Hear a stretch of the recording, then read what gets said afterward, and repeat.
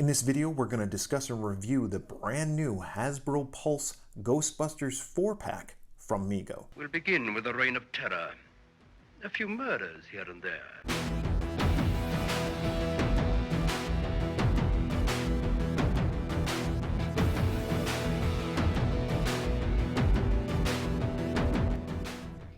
Welcome to the Swearwolves YouTube channel. I'm Brett. If you're a returning subscriber, I just want to say thank you for coming back. And if you're new to this channel, I want to thank you for stopping by. Please consider clicking both the subscribe button as well as that notification bell. We upload videos on a regular basis, podcast episodes every Monday, as well as the not as consistent review videos in which we cover horror soundtracks, video games, collectibles, you name it. Today, we're reviewing and discussing this brand new Ghostbusters 4-pack that I just received in the mail today from the Hasbro Pulse website. I'll put that website information somewhere down here. This is actually created by Mego in association with Hasbro. Ghostbusters is one of my favorite movies. It's horror-ish, right? It kind of scared me when I was a kid. I saw this and I knew I wanted it. So let's go ahead and take a look at it and see what the packaging looks like. It's a big box. Whoops. There's a little dent right here. Don't know what that's from, but that must have happened in the shipping. There's some dents in there. I think the figures might be right behind here, so they might have pressed up against there. But anyway, we'll find out in a second. It says Ghostbusters certified. I ain't afraid of no ghost. There's a warning label right there, and of course we got the Ghostbusters logo on the front. Like I said, it's a big box. It says Ghostbusters and Mego on the side. And on the back, we got pictures of the figures in action. There's the figures right there in an action pose. And there's a still from the movie. And there's a couple more of the figures right there. We got Ray and Egon, Vinckman and Winston. And then still from the movie again. On this side, more of the same, it just says Ghostbusters. Mego on the top, Ghostbusters, and on the bottom we got all the UPC symbol and all that kind of good stuff. All right, this slides up and the figures are revealed. I'm going to put this aside. I really like this packaging here. Now, there is no plastic right here. The figures are just exposed. But, of course, we got Egon Spengler, Winston Zeddemore, Peter Vinckman, and Ray Stantz. Ghostbusters, Mego, and then the Mego logo right there. And we get a good glimpse of what the figures look like. Go ahead and give you a close-up of that. All right, so why don't I open these figures up and we'll give them a proper review.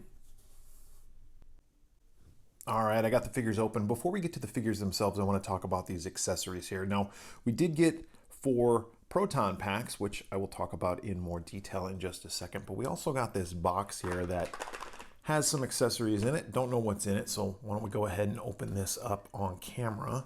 All right, so in the box, well, it looks like we have some ghost traps, if I can get them out. We got some traps here. There's one. We'll give it a little bit more in-depth on that. So there's one ghost trap. Looks like there's another one. P.K.E. meter. Another trap. Some goggles. All right, let's go ahead and start with the P.K.E. meter here. Now, here it is. It's quite small, so I'll try to keep it in focus. But it's made out of this soft rubber. It's pretty pliable. It's got some silver buttons and a little screen there. It looks pretty good. So there's the P.K.E. meter, and then we got some goggles right here. Those look pretty good. Again, it's that soft rubber, pretty posable and bendable, so you can get it to do what you want it to do here. Little goggle lenses. Put those aside, and then of course the trap. Now, the trap does have some pretty good detail on there. I'm not an expert by any stretch of the imagination in what these things need to look like. I know there's people out there who, recreate these and rebuild them and everything, but this looks pretty good for a small, what is that, 1 inch, 1.5 inches right there. pretty good, but again, soft rubber right there. And even this, it's a little bit harder, but that's only because it's thicker. But it's still just all rubber. So they got the wheels on the bottom, the handle, and the sides got the the two red things right there, and various different knobs and silver on that. So it all looks good, but all of these are the same. So we only have to do one. Let's move on to the Proton Pack. Again, I'm no expert in what these need to look like, but this looks pretty good to me. We got the gun here, which can come off, so they can hold their gun. And it just sticks on to this little peg with this little hole right there. It's got various different wires of blue and red. Even got the ribbon cable right there. So it just looks really good, and it's all strapped in with this harness here that looks like the harness can come apart. Oh yeah, it unclips. It unclips right there, and then it just clips back on. And all of these are the same as well. Let's get to the figures. Now we'll talk about articulation before we go through the individual figures. They're all going to have the same articulation. Their head's going to move from left to right. Shoulders, we have a ball joint at the shoulders, and the elbows will bend. Ooh, that's a stiff elbow joint right there. Let's see if the other one's just as stiff. Yeah, these are pretty stiff joints, so I'm not going to force the issue. But the wrist turns, and the wrist has a little bit of a joint in there. All these joints are really stiff on this figure right now, so I wouldn't recommend actually forcing it. Looks like the knee can bend pretty good, and the hip does go in and out and turn the leg from side to side. But this elbow, yeah, the elbow's not wanting to bend. So I'm not going to do that. That's how it would be normally. Let's see here. Looks like the jumper does have a zipper on it. I don't know if this is a functional zipper. It is. Wow, that's kind of cool. It's got a functional zipper on it, revealing the shirt below. So let's go ahead and talk about the jumpsuit.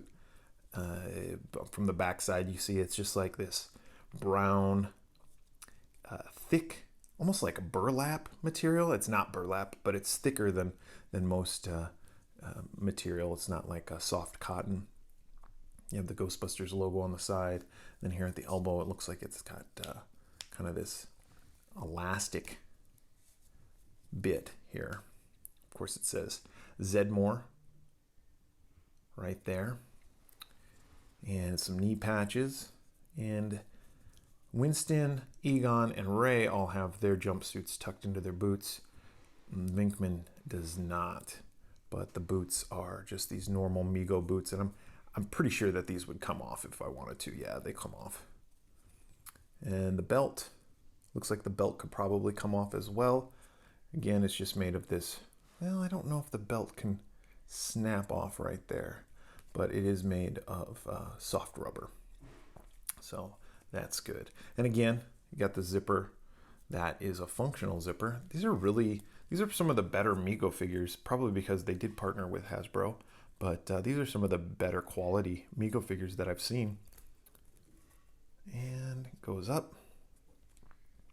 And pretty good likeness of Winston right there. So that's good. Put him back. Oh, and they also stand pretty good. I had them standing earlier, and don't need a doll stand for them. Pete Vinckman. I mean, this kind of looks like Vinckman. It looks enough like Bill Murray to pass. Ernie Hudson was that actor, by the way. It looks enough like Bill Murray to pass as a Vinckman. Again, it's the same thing on both of these, with the belt and the accessories hanging from the belt. And the zipper revealing the black t-shirt underneath. Zip that back up. And let's see. Oh, his elbow has decided to bend. So his elbow bends pretty good. Must just be that Winston. It's always good to kind of not force the issue with these and just let them do what they're supposed to do. I mean, if you really wanted to bend a figure that has stiff joints, my recommendation would be to maybe get a hair dryer or soak them in some, well, you don't want to soak that in some water, but maybe a hair dryer to kind of heat it up a little bit, not too hot, but heat it up a little bit so that joint can be a little bit looser. I don't know, maybe there's some other people watching this video who can give some tips down below in the comments section on how they loosen up tight joints, especially on a Mego figure like this. But you don't want to break them, is what I'm saying. So there's Vinckman. Then of course we got Harold Remus playing Egon Spengler. Looks pretty much the same. His joints aren't stiff either, so let's just, well, the left arm is. I'm wondering if it's just the direction. Oh yeah, look at that. It was the direction. Well, no, wait. Oh, his arm is all twisted around. That's what it is. His arm was twisted backwards. See, without being able to see through this jumpsuit, I can't tell. That does look like Egon. Let me see something on this Zedmore. There it is. His arm was twisted around. Maybe that's something to look out for, is what direction the arm is facing. You can see that this one was all the way twisted around. Now I got him. Just got to be smarter than the actual figure, which is sometimes difficult for me. All right, and last but not least, we have Ray, played by Dan Aykroyd. Pretty good likeness of Ray, you know, as good as we're gonna get. Does kind of look like cross-eyed, but Ray Stantz does have kind of this innocence, this ignorant innocence about him in the original Ghostbusters movie that I really like. He's a good character. Let's see, and his arm is faced that way. We'll change that. There we go. All right. So there's the 4 Ghostbusters. We got Ray Stantz, Winston Zeddemore, Peter Vinckman, and of course Egon Spengler. I'm going to go ahead and put some of these accessories on the guys, and I'll be back in just a second with my final thoughts and review. All right, I got the figures posed with their accessories how I want them to be, and I gotta say that I really do like these figures. You know, Ghostbusters is one of my favorite movies of all time. I remember going to see it in the theater. Actually, I think it was 2 or 3 times in the same weekend. My family took us to the theater to see this movie because we all loved it so much. But the figures are good. The likenesses are pretty good. There is a couple of things that I wish were a little bit different, particularly on the guns here. The guns are made of that soft rubber, like I said, and when you pose them, you can kind of see it right here on the Ray figure. You see how he's holding the gun? Well, it bends kind of cockeyed, cattywampus. So I don't know if I particularly like that, but I mean, who cares? It's an action figure. No one's going to be really inspecting it that much. So if it was a harder rubber, maybe that would prevent that from happening. The other thing that I wanted to talk about was the fact that the traps, I kind of wish there was a way to attach the traps so they could almost hang from the belts. I don't have a way to do that, but what I did with Ray was I just took the handle and kind of shoved it up under the belt so it's kind of friction fitted, I guess that's a word.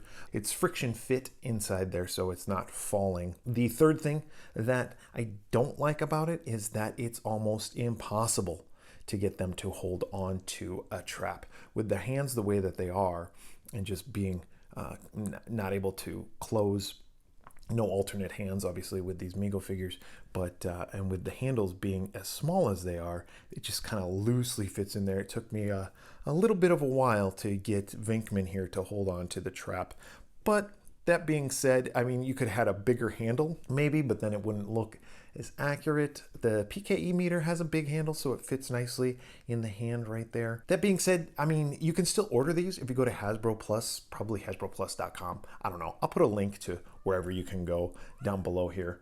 And my cat really wants into the room right now. They're only $70 plus shipping. And what is that in tax? Probably $80. So $20 a figure, I think that's a pretty good deal, especially with the quality of figure that you're getting out of these. These aren't your typical Mego figures that we've seen in the past that are kind of chintzy.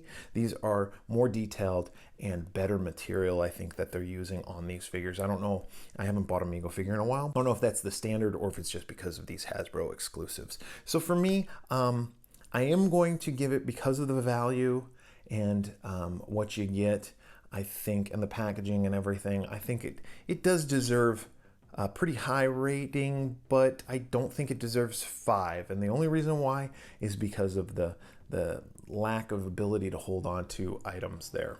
So I'm going to go ahead and give this 4-pack of Ghostbusters 4.5 Pamela Voorhees heads. If you have any thoughts on this or anything really, just go ahead and leave a comment down below. And if you haven't yet subscribed and you feel so inclined, please hit that subscribe button as well as that notification bell below.